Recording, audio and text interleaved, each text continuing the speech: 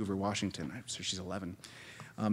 And as Ruth got more excited about PSP and what she could do, her daughter, Amanda, started getting curious and created her own PSP, which was recycling. Amanda is on the softball team. They live in Battleground, Washington. And a few weeks ago, Amanda was finishing up drinking out of a plastic bottle and went to put it in her backpack to recycle it for her PSP. As she did, her teacher said, "What are you doing?" And she said, "Well, I'm recycling this." Well, he said, "Well, just throw it away, throw it away." And he said, "No, I'm recycling this because it's my PSP." And he said, "Are you talking back to me?" She said, "Well, it's my PS, get to the," she sent her to the principal's office. She got detention. And when Ruth got home, she couldn't believe it because Amanda's a straight-A student and doesn't get detention. And when she heard what happened, she and Amanda decided to kind of set up a stakeout for the mayor of the town of Battleground. And they went onto their lawn and they opened the chairs and sat and waited for the mayor to walk by because they knew that he walked his dog by their house. And when he stopped by, they told her what happened. They told him what happened. They said, "Do you know that there's no recycling programs in Battleground schools?" He said, "No, we should have one." And the next day had lunch with the superintendent of schools. Well, within a week, they had recycling programs at the 2 middle schools and the high school in the community, and they dropped her detention. And the Adlers are just getting started. At dinner, they make sure there's no TV, and they use that as family time. At the softball league, they got rid of the deep fryer, and now they're serving up organic vegetables. Ruth says, "It's not about Walmart, although I'm proud that they gave me a chance to get started. Sustainability is now my mission." And I'm very pleased tonight to welcome Ruth Adler, who came and joined us. Ruth, will you stand up?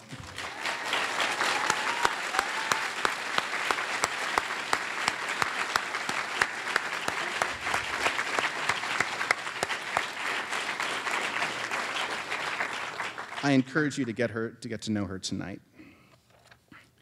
So let me step back and recall that there are 3 desired outcomes for the Blue Movement. First, to measurably improve the quality of life of people who join. Second, to engage as many people as possible in the effort. And third, to increase the effectiveness of their activism.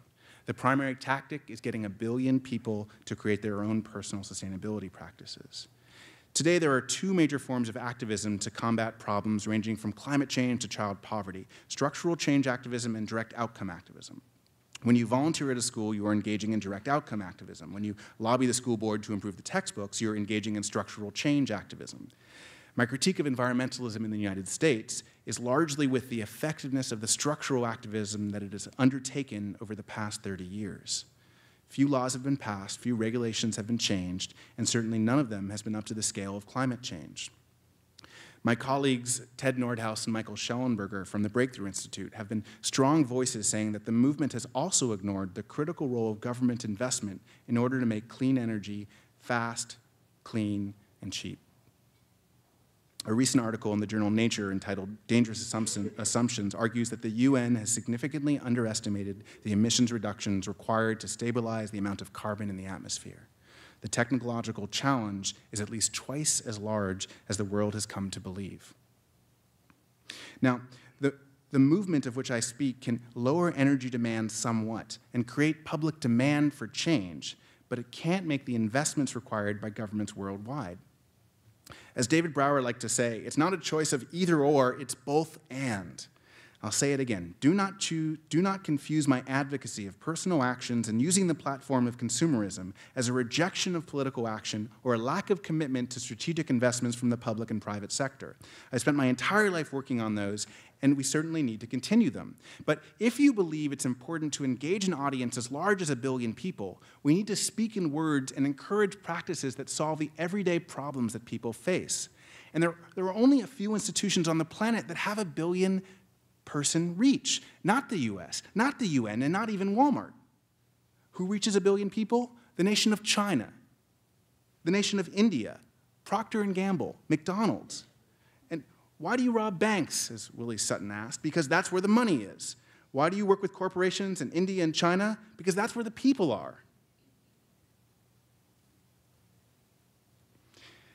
So let me share a story with you that shows why I believe we've only begun to tap the power of this vein. I went down to the Amazon, to the confluence of the Tapajos River and the Amazon River with Greenpeace a few months ago to see what I believe is the most successful story of how shopper activism, consumer activism, has actually made a difference in the last few years. In fact, there has been a moratorium passed last year that has stopped the new logging of forest in the Amazon for soybeans. And this, to give you a sense of scale, Brazil is the fourth largest emitter after the US and China and Russia, if you count deforestation for CO2. And 70% of Brazil's emissions come from deforestation. And that deforestation is largely happening in the Amazon. And the largest contributor to the deforestation in the last 5 years has been the clearing of land to grow soybeans. Now, soybeans didn't arrive in Brazil until the 1980s, but it took off like heroin. And pretty soon farmers were changing from cattle ranching to soy. Most of the trade is in the hands of a few companies, ADM, Cargill, and Bunge. The soy is used for animal feed, cooking oil, and increasingly often as a biofuel ingredient. This is not for edamame.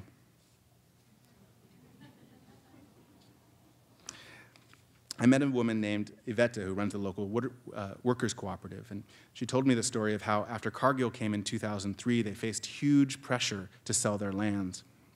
90% of the families didn't have official title, and many were kicked off. It was a violent effort. There have been 1,500 workers assassinated in the Amazon in the last 15 years. In the one town I visited called Genipapo, a farmer named Casa Grande claims all the land is his. Now, a year ago, there were 45 families here with a new church and a new water system, and they were almost finished with a rural electrification process.